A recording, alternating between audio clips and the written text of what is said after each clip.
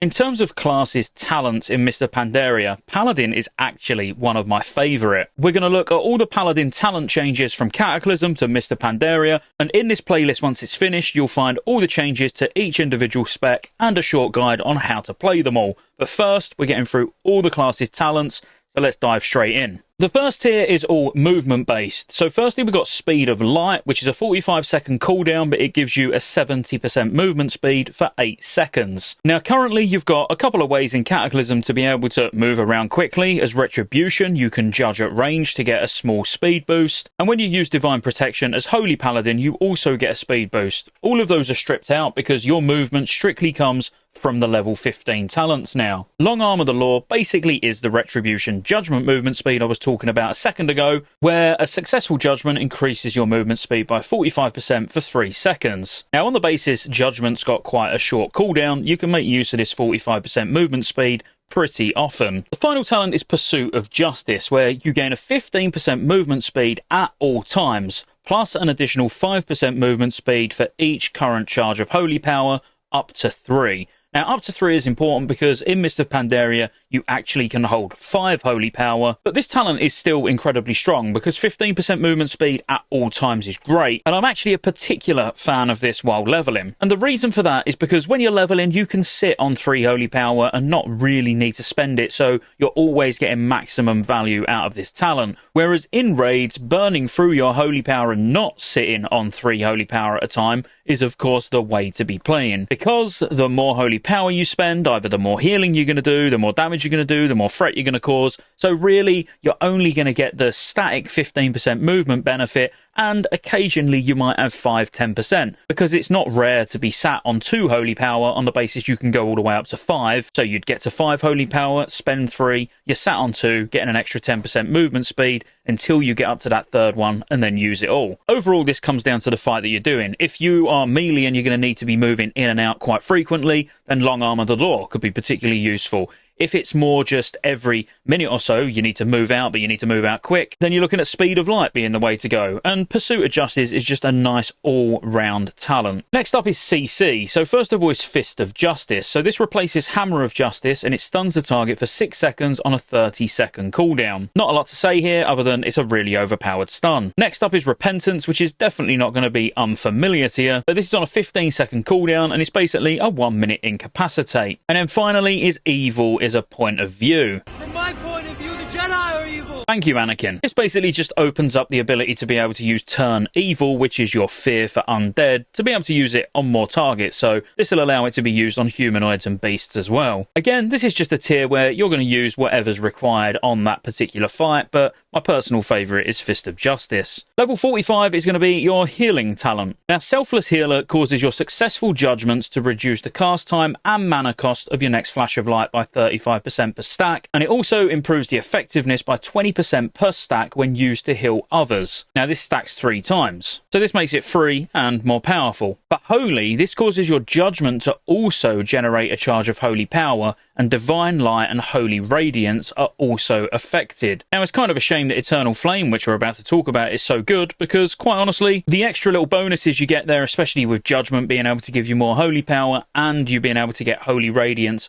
buffed from using a few Judgments, is actually pretty cool. But Eternal Flame replaces your Word of Glory, and it consumes up to 3 Holy Power to place a protective Holy Flame on a friendly target, which heals them for X amount, obviously, depending on your spell power, and then it puts a hot on them for about 30 seconds. Now, the healing's increased per charge by the amount of Holy Power you use, and the heal over time is increased by 50% if used on the Paladin. Now, believe it or not, even as protection, this is super strong, because keeping that up on yourself, and it's doing 50% more, it's a huge amount of healing. But because it replaces Word of Glory, this actually synergizes really well with other talents that we're going to get onto later, and in my opinion, at least for Holy, this is the strongest. For protection, this is the strongest. It's only really Retribution where I wouldn't use this, because I don't really want to waste 3 Holy Power when I could be using that to do damage. And then finally, Sacred Shield. So this is a 6-second cooldown, and it protects the target with a shield of Holy Light for 30 seconds. So on a 6-second cooldown, you can protect the target with a shield of Holy Light for 30 seconds, and the shield absorbs up to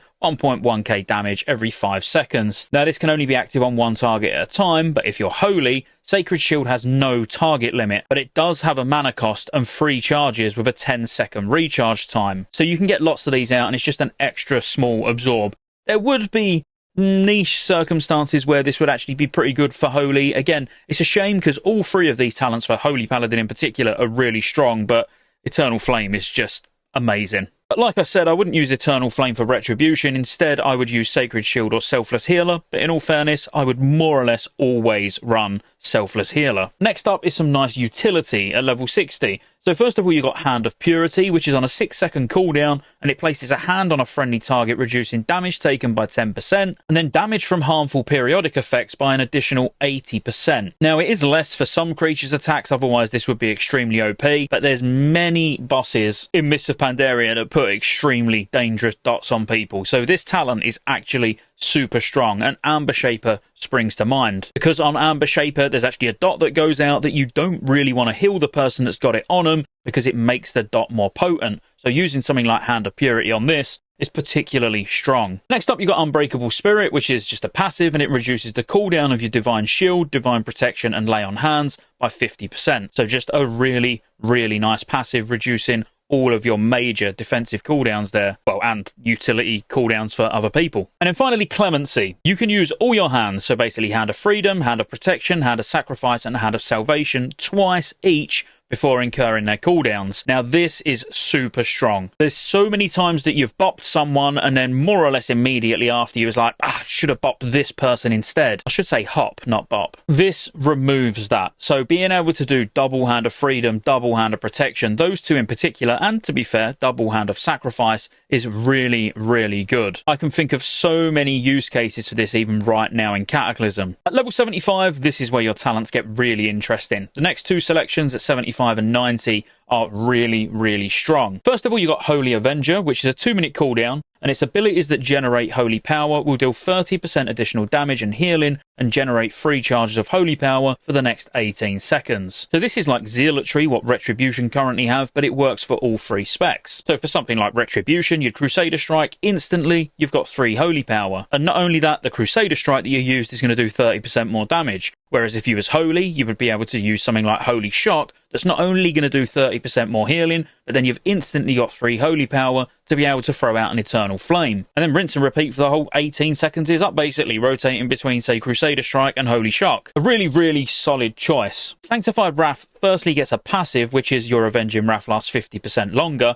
but then depending on the spec, it grants you more frequent access to one of your abilities. So for Holy, it reduces the cooldown of Holy Shock by 50%, and it also increases the critical strike chance of Holy Shock by 20%. For Protection, it reduces the cooldown of Judgment by 50% and causes Judgment to generate 1 additional holy power. And this is technically a defensive cooldown for Protection as well, because when Avenging Wrath is up, it's going to increase the healing you receive by 20%. And then for Retribution, it just reduces the cooldown of Hammer of Wrath by 50%, so you're going to be able to use that more. The problem with these 3 is they're all incredibly close and definitely can be used in different situations for all 3 specs, but really, for Retribution, Sanctified Wrath, certainly in a bit higher level of gear, maybe not like Pre-Raid Bis in Phase 1, normally is the go-to talent. But in lower levels of gear, you'll probably find better results with Holy Avenger. And then for Protection, Sanctified Wrath, Holy Avenger, they're both pretty close. But for Holy, you're definitely going to use the final talent, or at least I will always be using Divine Purpose. Because abilities that cost holy power have a 25% chance to cause the Divine Purpose effect. So your next holy power ability will consume no holy power